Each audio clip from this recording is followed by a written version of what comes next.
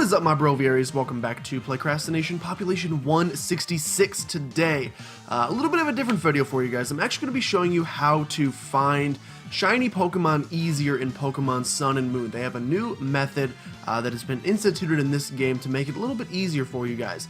Now, I will give you a warning if you are a regular here at Playcrastination and you're watching my Nuzlocke right now.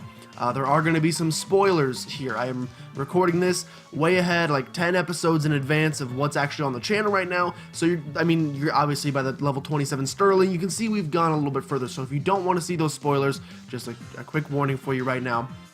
But I am going to be showing you a new method in this game to find shiny Pokemon easier. Now, when you first go to what's the Hee City on Akala Island, you can actually go into this big building and there's this like Team Skullgrunt that's like squatting, and he tells you that the odds of finding a shiny Pokemon are 1 in 4,000. I couldn't do all the zeros there because I just don't have the brain power, but 1 in 4,000, that's not great odds. I mean, it's better than they used to be, but there's actually a way to make those odds even better. So you'll probably notice after you beat the first island trial on Mallow Island that Pokemon start doing this thing. You first see it in the Totem Pokemon, but you then see it in wild Pokemon as well. They start calling for help. And at first I thought this was just an obnoxious something because I kept trying to like go catch new Pokemon, and every time I got them down to low HP they would call for help and call in another friend, and then I'd have to destroy that one to catch the first one, and it seemed like a big pain in the butt. There's actually a reasoning behind it, and that reasoning, there are several, but one of these side effects of doing so is getting a higher chance of finding a shiny Pokemon. So after you beat Mallow's trial on Akala Island, you get access to these items called Adrenaline Orbs. You can actually find one, I believe, on Route 5 on Akala Island before you even beat the trial, so you can actually do this ahead of time. But once you beat the trial, they actually start appearing in Pokeshops and Pokemarts, and you can buy them for pretty cheap, so you can do this method repeatedly. Now, how this method works is basically you go into a battle and you're going to want a couple things. First of all, it's a lot easier if you're a much higher level than your opponent. So as you can see here, I'm going against a Grubbin because I love this little candy corn looking dude. And so being like 24 levels up makes it very easy. Second, you're going to want a Pokemon with False Swipe. This isn't a necessity, but it's going to make it a lot easier, or hold back, I guess, if you have the Munchlax from the pre-order thing. Basically, you want something that's going to leave your opponent's Pokemon on very low HP. It's going to make this method a lot easier, because though they can call for help here while they are at full HP, which we can go ahead and try and see, the percentage chance that they will call for help is higher the lower amount of HP they have. But first things first, when you get into a battle, you want to want to go into your bag, and you're going to want to go to the battle items, and you're going to want to click Adrenaline Orb. And as you can see here, an Adrenaline Orb increases the chance that a wild Pokemon is going to call for help. So you want to pop one of these at the beginning. That is all you have to do. It makes them nervous, and that's literally all you have to do. Let's see if we can get him to call for help here with full HP. He's not going to do it, so this is where False Swipe comes in handy. You're going to want to go and use False Swipe on your opponent's Pokemon, and it's going to drop him to 1 HP. Now that he's down at 1 HP, his odds of calling for help skyrocket. They go up much higher. I believe, from what I read online, it's a 75% chance that he actually does call for help. He may or may not get help. He doesn't, in this case, get help. That is okay. That is okay. So the basic method here is to chain as many of these as possible. Some people are calling it the call chain method. I like to call it the help a brother out method. But basically, so instead of, you could, if you wanted to, get a Pokemon that knows like Growl or something and just use moves, but there's actually an easier way to pass turns. If you go into your bag and you use something like, say, we have an Antidote, and we go ahead and try to use that on Sterling. Sterling is not poisoned, but if we go ahead and use it on him, it'll say it had no effect, and then he gets to go. Now, that does not waste our Antidote. We still have those Antidotes in our bag, but it does pass a turn so that now he can call for help again. Is he going to get help this time? Yes, he does get help this time. It's not shiny, of course. As far as your reasoning for doing this, there are several benefits of doing this. First of all, as I've said in the beginning, your next method is to go ahead and knock out the Pokemon that just showed up, and you're going to want to make sure you keep that 1 HP Grubbin here at all times, because he's the one that's going to keep calling in those reinforcements. Benefits of this include, first of all, increase the chance of having a shiny Pokemon appear. Now, the game is still relatively too new for people to have actually like found the percentage chance that it increased, but I've heard people say it drops it to as small as 1 in 500, a 1 in 500 chance, which is still a ton. Do not get me wrong, 1 in 500 is a ton, but it at least makes it a little bit closer than 1 in 4,000. You definitely don't want to sit here trying to do this, trying to like find 4,000 Pokemon, and that doesn't even guarantee it. Would take literally hours. This could still take hours, but it at least increases that chance. Second, Pokemon that are called in later in these call chains are more likely to have better IVs or initial values, which means overall they're just stronger Pokemon in general. Thirdly, they can also have, he doesn't get help here, that is okay. We're just going to do the good old antidote method. As you can see, we still have our 2 antidotes here. We did not use that one. Thirdly, it also has the chance of bringing in Pokemon with hidden abilities. So if you're wanting, I don't know off the top of my head what Grubbin's hidden ability is. If he even has one, may not. We do get another Grubbin here, fantastic. But if you chain these long enough, you could potentially get a Grubbin or whatever Pokemon you choose to attempt to destroy or chain.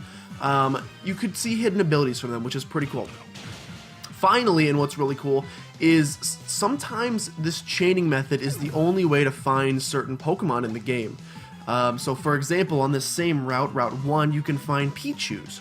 If you chain enough Pichus, eventually a Happiny can spawn.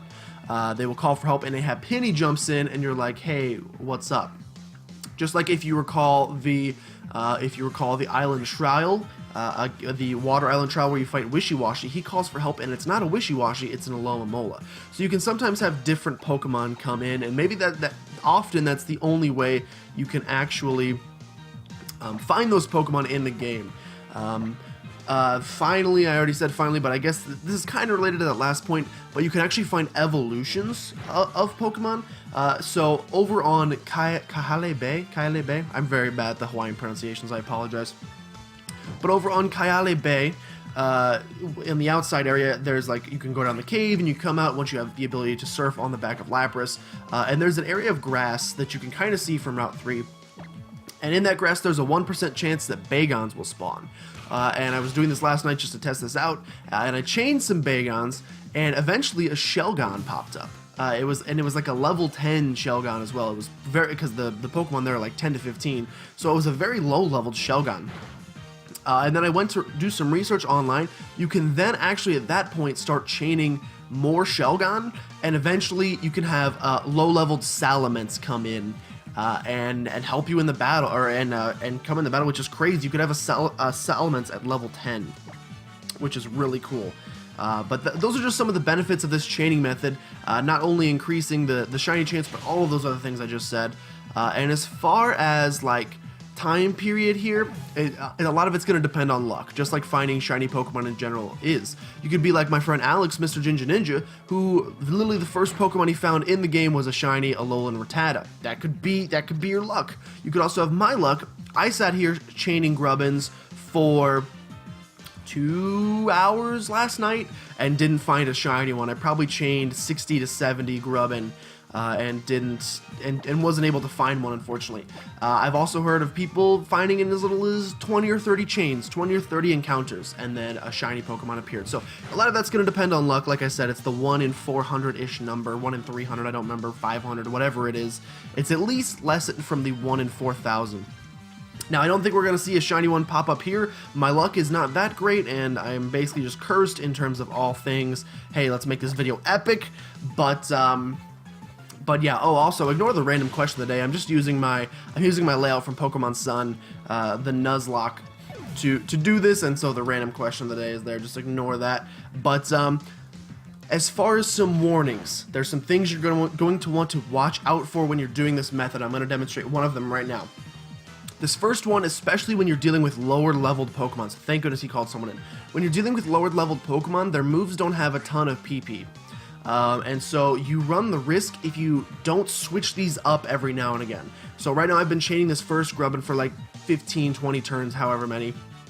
It still has, we know it still has plenty of vice grip, and this one might not even have string shot, so I don't want to take the risk, but it's going to start running out of PP. So what I'm actually going to do here is every like 20 to 30 turns, just to be safe, if you know you're going against a Pokemon that has like 100 PP across all its moves, then you're fine.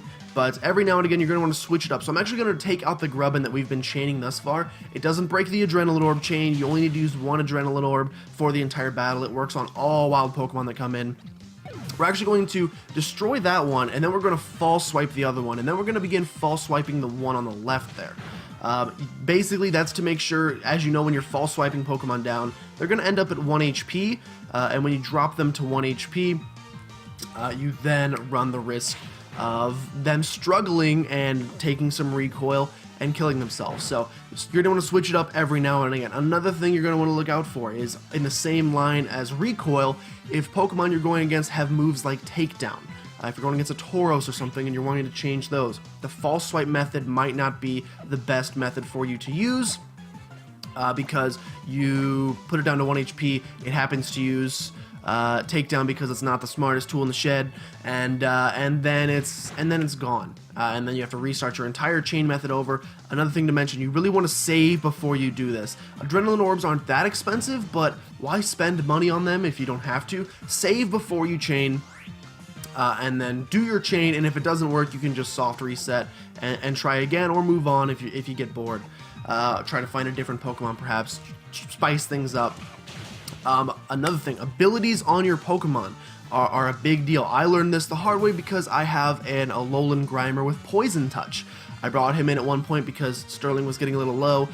The opponent vice gripped it, and it got poisoned, and it died from poison. So if you have anything like Poison Touch, Flame Body, anything that can leave a status effect, even static for some reason, I was trying this method, and once I staticked my opponent, for whatever reason, he never called for help again, and I don't know, why is it so bright?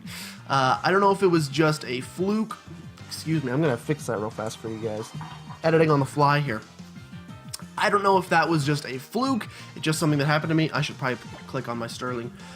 Something just happened to me, unfortunately. It could have just been horrible luck that 20 turns in a row I didn't get him to call for help, but I think it's put me off to it. So watch out for static, watch out for flame body, watch out for poison touch, anything that can do residual damage, or rough skin, anything that can do residual damage to your opponent, especially if you're using the false swiping method. Anything that's going to drop him down to no HP, it ends your chain, so you got to be careful for that. Obviously, chaining Pokemon that know something like Explosion, same kind of dealio, you're gonna run into some trouble there, and it's kind of a pain in the butt. I haven't done that yet, but I mean, eventually it's gonna happen, so you gotta watch out for that. Other tips, other tricks, really this is about it. It's a pretty, like I said, it's the help a brother out method. He looks at the sky, he calls for help a brother out, and no one comes to help him. But this is the method for finding shiny Pokemon in this game. It's not the most exciting in the world, it's not whatever, but it works. I've seen it work for tons of people. I myself haven't had any success yet, but I mean, it's also me. So, I mean, I am gonna go to the casino soon to test out my luck, but if I know my luck at all, I'm gonna be losing a lot of money. Really, if that thing would have popped up shiny right there, I would have flipped out. But that's about it. Other tips and tricks? Oh, you gotta attack here. Don't be dumb. Also, don't do this when you're tired. I tried chaining the other night when I was tired for like 2 hours straight, and then I totally forgot about the whole struggling thing, and then like 2 hours into a chain, the Grubbin struggled and died, and I hated everything after that because that was my own fault for just like playing while I was sleepy. It was like 3 in the morning. Dumb on me. Don't do that. But basically, this is the method. I'm hoping to get some shiny candy corn here, but I don't think we're gonna find it. But like I said, it's happened for plenty of people, so this is the method. You can also do this method. You don't necessarily have to have the Adrenaline Orb that I popped at the beginning. It makes it a heck of a lot easier. It increases the chances that they call for help like twofold.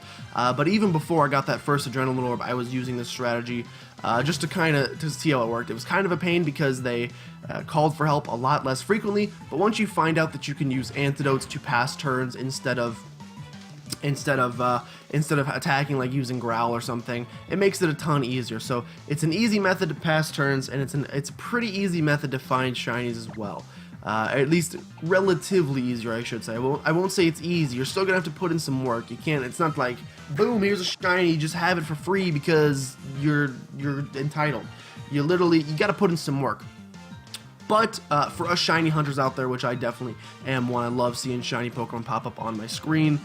It's a nice little method to find them a little bit easier. But anyway, I am done here. Thank you guys so much for watching. If you enjoyed, please subscribe to become a citizen of Playcrastination today. Join the flock of Broviaries. As I mentioned earlier, I'm doing a Pokemon Sun Nuzlocke playthrough, so if you wanted to see that, go and check out the channel. Link will be in the description below, probably, maybe, I don't know, I'm kind of lazy, so I'm a Playcrastinator. I'm going to keep going at this for a little bit, and if I find a shiny Grubbin, I'll pop it up on the screen. Otherwise, you'll probably just see, like me being sad. But anyway, thank you guys for watching, and I will see you guys next time for some more Pokemon Sun.